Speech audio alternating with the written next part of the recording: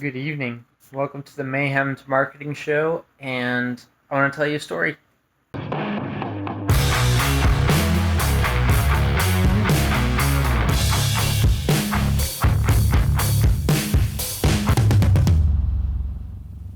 So, by no means am I a fit man. Like, look at my arms. My arms are skinny. And I've always been kind of a skinny guy with a super high metabolism and um, all that. By the way, I'm just chilling on the couch with a blanket, journal. My wife and I were just watching Lost. I've never seen Lost, like, all the way through. I just saw a season probably when I was younger. It shows how young I am that I haven't really watched Lost, but here we are. We're going through it. Now I can say I've seen it. But yeah, I'm exhausted. I've got a slight headache, but all is fine. All is fine. Actually, right now I'm just keeping a headache journal because I've been having headaches so often. I want to know what triggers them, but there's no patterns that I can find yet. Anyways, um, I was going into why I was skinny.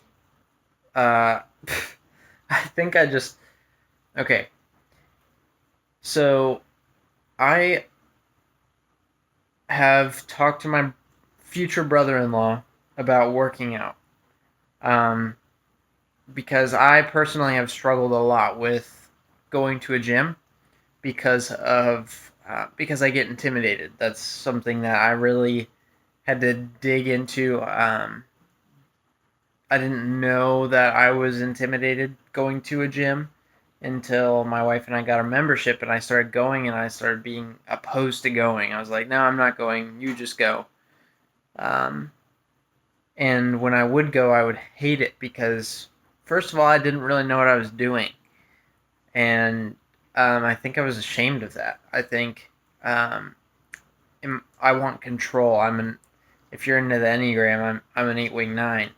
And so an Enneagram 8 really always wants control. And that's something I resonate with a ton is I always want control over what circumstances I'm in life and the things that um, you know I want to know what I'm talking about in a circumstance. Anyways, so um, I've always struggled with working out and going to a gym and fitness, but then I started talking to my brother-in-law, and he started like getting the gears in my head spinning a little bit again, um, because I do want to work out. I know I've worked from home for 3 years now, over 3 years I think, and I know the toll it takes on your body to be sitting at a desk all day and do nothing but go on walks. I do not feel very healthy. And, um, personal development coaches are saying, go work out. And I'm like, okay. So, my future brother in law he hooked me up. He loves all of the aspects of working out. And he hooked me up with a workout plan. He hooked me up with a meal plan, all of that stuff, like all of it. He hooked up my wife with the best meals to cook because she's way better at cooking, and um, I'm going to start learning how to do some of those meals as well. Um, but all of that, he hooked me up with all that, and I was like, okay, I'm gonna conjure up the confidence to actually do this the right way, right? And I saved up a little bit of money and I bought a pull up bar, some resistance bands, dumbbells are going to be coming eventually, and so I can do workouts at home. I had done kinesthetics, whatever it is, body weight, like it's supposedly like the hip thing to do. Um, I had been doing that before, but you know, my future brother in law, really was like, here, I've got something better for you. And so I'm going to be doing that. And I saved up and I ordered the pull up bar and the resistance bands, and I finally got them in today. And I set them up, and um, I am a little bit nervous to start. I'm probably going to start next month. And I've got big goals for that. I know it's going to be very, very difficult.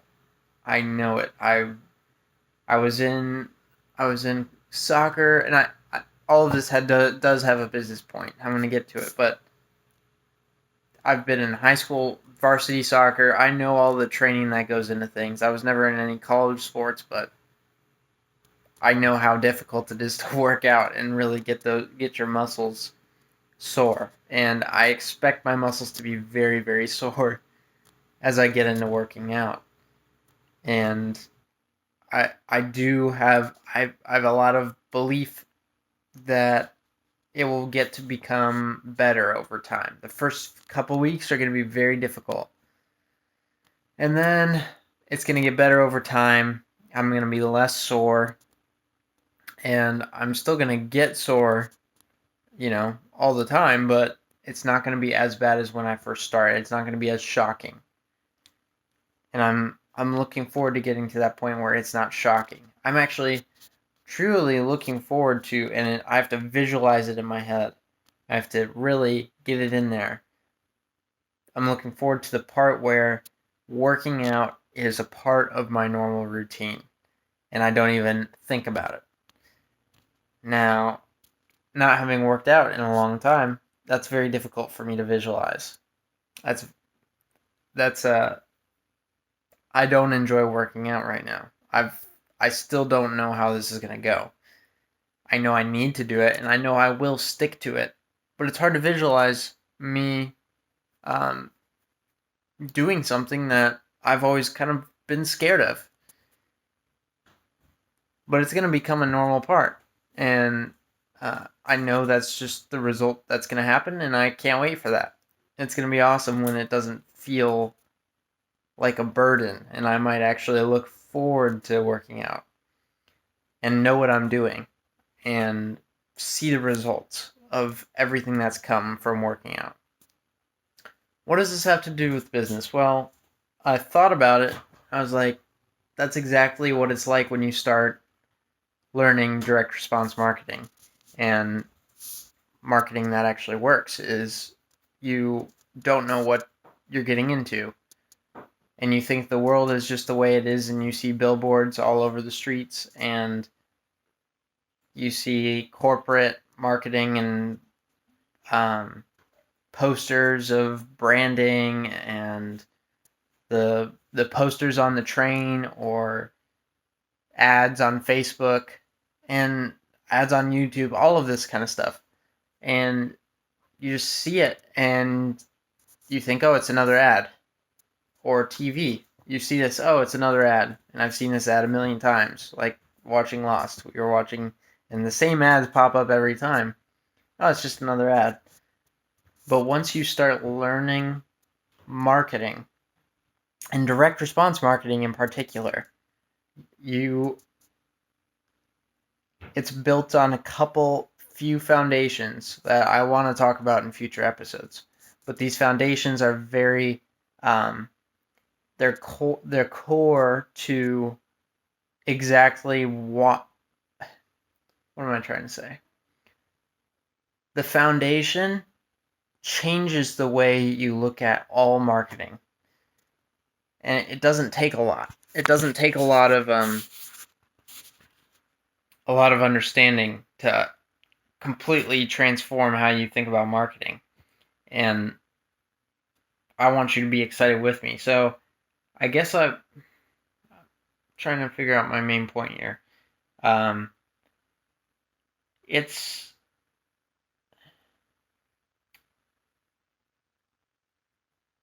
the foundations are so unlike what you will see in public.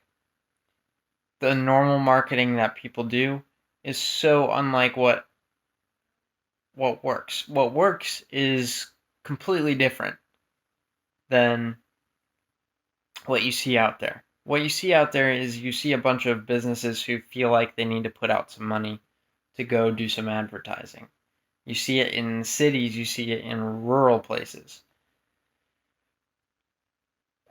You see it all over the place. And this marketing that I want to share with you in this show is something that I know, just like working out, is going to be something that it's going to hurt at first. It's going to make you feel like you don't know what you're talking about. You're going to feel like you cannot master it because it is so against what everyone else is saying. And you'll probably feel alone, that no one else around you or in your um, in the spaces that you work in, dentistry, uh, just name one of those, retail, uh, business to business, name something, and no, you're not going to see it anywhere. And every business needs marketing, but you're going to be, I'm losing my voice. You're going to be alone. You're going to feel alone. But then you're going to start to grow those muscles, and you're going to start feeling less sore. And then it'll become second nature. And you will start to see all of the bad marketing everywhere, and you will not be able to get it out of your head. I want to give you an example, like watching Lost. We watch it on, it's like HBO, I think it is. And there's this one ad for a college. And it's a college ad. And I don't know if you know how I feel about college, but college to me is a waste of time for most people. And I could go into depth about that. My personal opinion is college is like, that's the education system behind college is just way outdated now. And you could get a ton of real world experience for 4 years in college, and you could get paid to do those four years, and you'll be 4 years ahead of everyone stuck in the classrooms anyways, and in no debt. Like that's just a whole other topic, but that's my opinion. I'm not judging anyone if you've been to college, but that's my personal opinion, and we can talk about that some other time. Maybe I'll make a episode about that. But where is I going with that? College. Can't. I'm so tired. Um. Anyways, yeah. Oh yeah. There was a college ad on Lost, and it literally shows every time that there's a a commercial break. Every time. And I forget the word is for Facebook ads, but I know there's a word for the amount of times that someone can see an ad and that they're turned off to your ad after that amount of times. I think it's 4 or 6 times. I'm trying to remember. I think it's 6. And then, people are just tuning out your ad. And I have seen that ad probably 20 times. Yeah, we're on season 4 of Lost, which means we've seen a lot of ads. But 20 to 30 times probably we've seen that ad for that college, and I can almost quote it. And yes, it's going to stick with me. This college is going to stick with me. I can't tell you the name of the college. It starts with an S. My wife could probably remember it. But, maybe that's good, but in all reality, there was no call to action. And it was just this touchy-feely ad that it didn't stand out. It was a typical ad for a college that was just, and seeing it so many times, it just makes me not want to go there. You start seeing all these things when you have this history in direct response marketing, because you need a direct response from whatever you're doing, from whatever ad you're putting out. You need a response from that, and you need to be asking for that response, and there needs to be tracking. I doubt they know how many times that I have seen that ad. I don't think they've kept track. I don't think there's an ability to keep track of things like that. You just say, oh, you go to whatever provider like HBO, and they'll say, oh, this is our viewership, this many people this age, and your ad will show this many times. And, there's that. But on Facebook, you can see exactly how many times the repeated ad shows up for particular people. It's so much more specific, but the tracking for that TV ad is not specific at all.